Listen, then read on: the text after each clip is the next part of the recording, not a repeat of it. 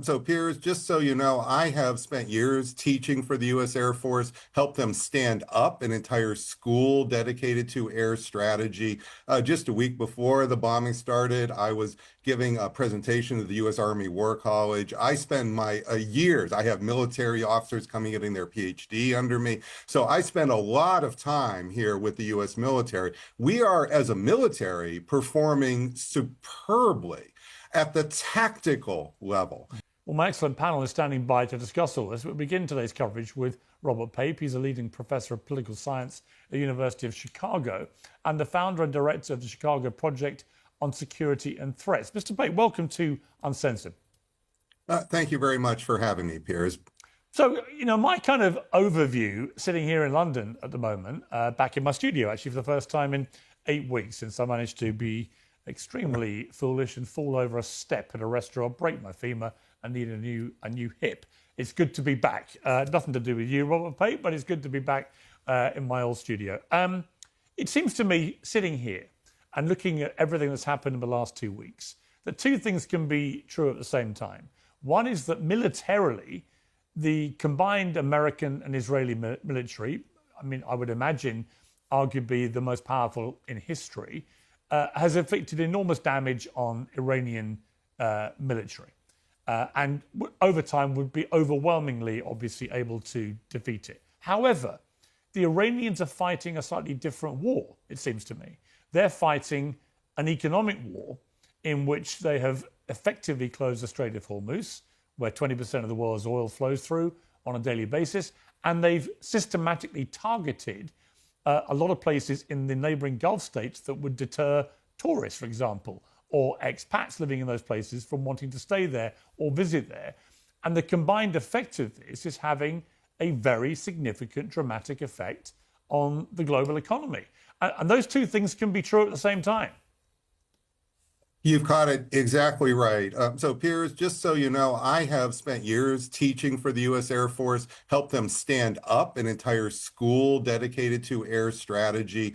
Just a week before the bombing started, I was giving a presentation to the U.S. Army War College. I spend my years, I have military officers coming getting their PhD under me. So I spend a lot of time here with the U.S. military. We are, as a military, performing superbly at the tactical level. And I want to just emphasize that. And you see, in the smart bomb age, it's especially true that bombs will hit their targets within about 5 meters 90+% of the time, which means you will destroy the missile launchers, which means you will kill the leaders.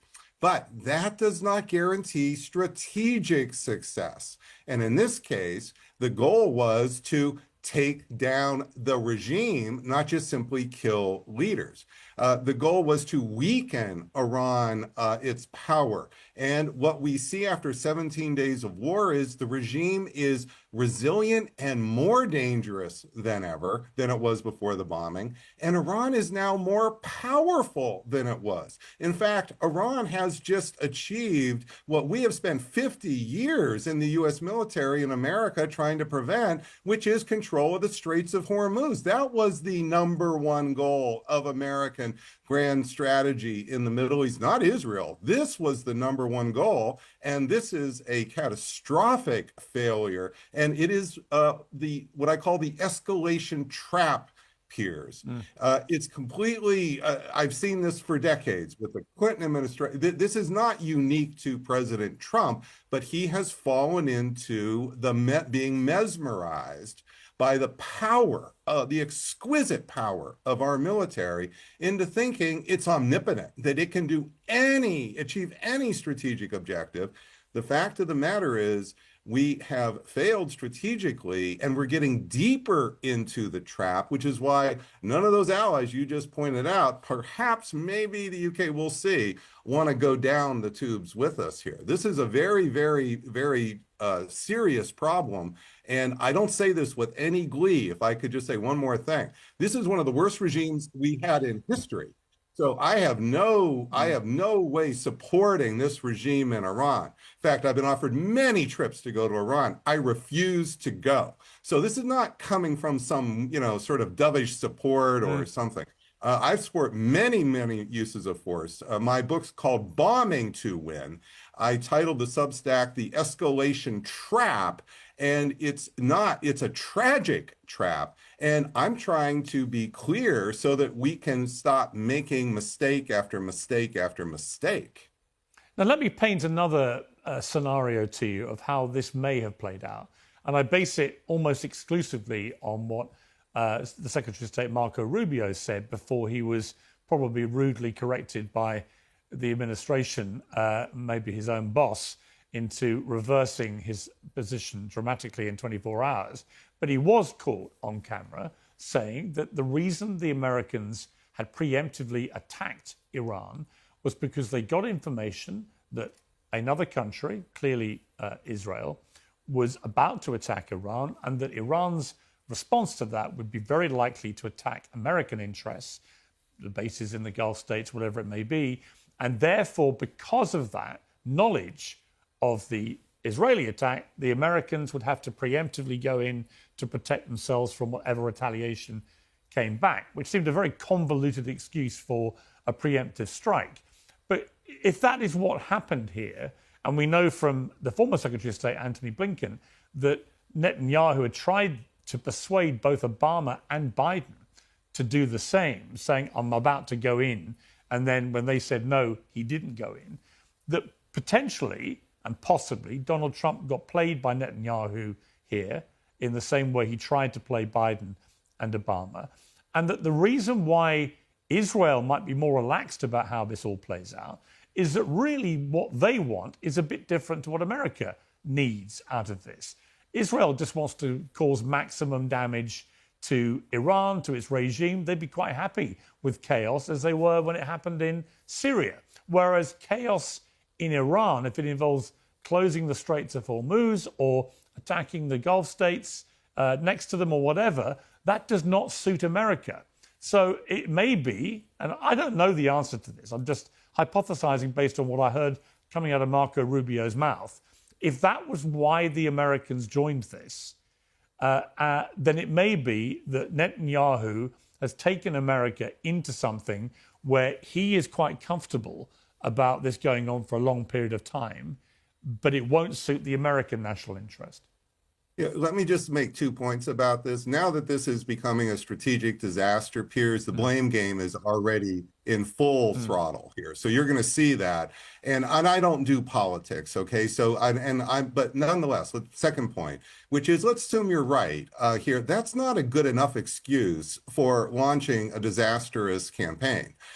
So what that tells me is we really thought we had escalation dominance. We really thought they couldn't do anything, even when apparently General Kane warned President Trump they would take the Strait of Hormuz, even though that was our #1 planning scenario for 50 years here, 45 years here. He dismissed that. And yes, maybe Netanyahu's on the phone, but let me point out last fall, President Trump came down hard on Netanyahu's plan to cleanse Gaza of hundreds of thousands of people. So if President Trump wants to, he can stand up to Israel. In this case, we have to do something that's strategically smart.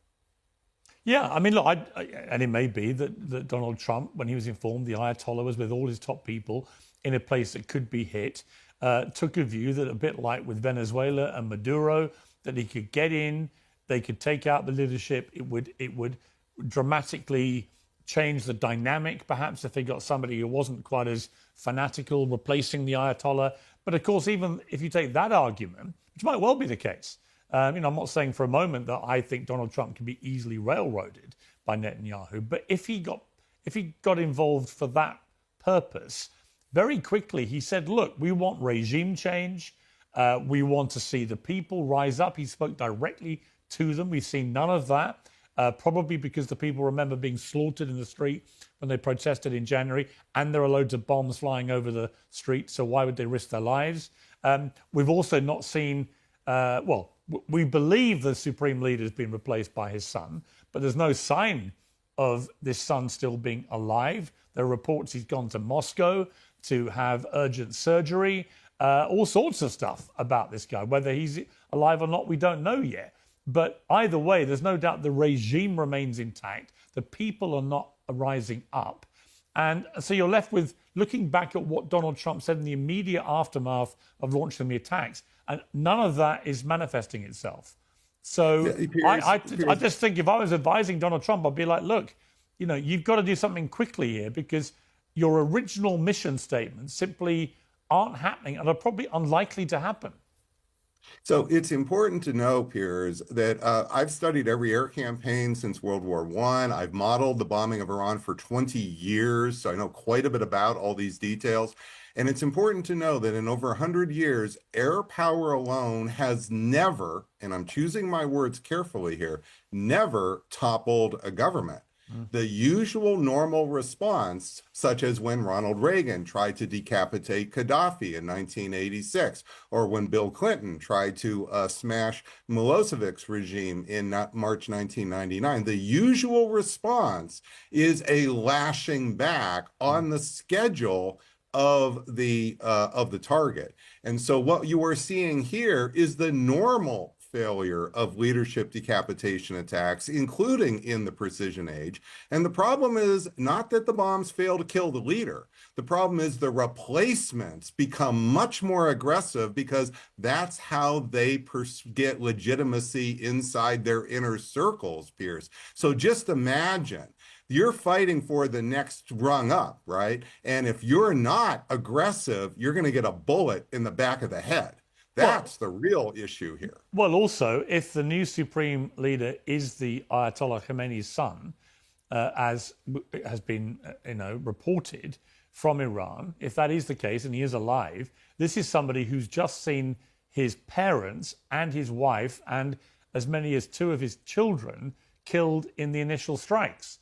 And if that's not an incentive to wreak havoc and revenge against the Americans and the Israelis, I don't know what will be. So I completely concur. And recall, Piers, we said that President Bush, the son, wanted revenge for assassination attempts against President Bush, the father. Right. So we understand this. You don't need to be Islamic to think you want to defend your father and your family. We have really elevated. This is why I say this isn't just a rearranging of deck chairs. This is a more dangerous regime. The Revolutionary Guards are more in control. And what you see is they have also been preparing.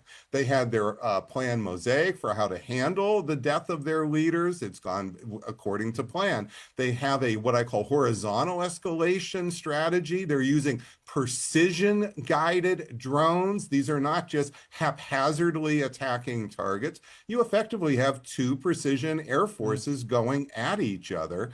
And that's not happened before. So we're really seeing an Iran that has been preparing, just as we in the military have prepared our strategy for 20 years, which we have. We prepare the tactical strategy. They're picking up a North Vietnamese version. Long war, go at the soft underbelly, which is politics. And they may be trying to bring down President Trump's presidency, which is why I don't think they're going to give up the straits, just say, oh, yeah, we're going to stop now.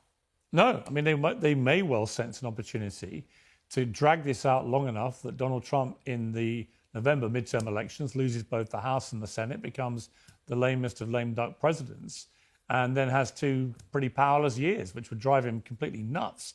I just want to say, Piers, I've warned about this before the war. I started the Substack with all these detailed scenarios before the war. As the war unfolded, I've warned here in Foreign Affairs, a most read magazine, explaining President Trump has a choice: get out now or get deeper in where the political price. And so I'm not here with taking any glee about what is happening to America right now. More the opposite. I want us to do better, but we're not going to do better with victory narrative, because victory narrative is meeting escalation reality. And we've got to push aside these victory narratives because we need to be much, much more serious about what we're up against. 100%. I just want to just finally mention that there's some interesting kickback coming now from within.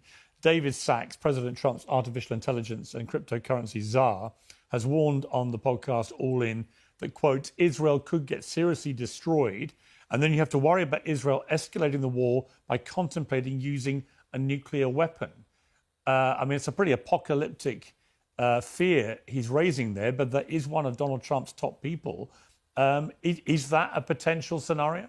So I laid out on my Substack a 30-minute video focusing on the uranium, enriched uranium that may well be dispersing inside of Iran. That is 1,000 pounds of 60%, 10,000 pounds of 5 and 20%.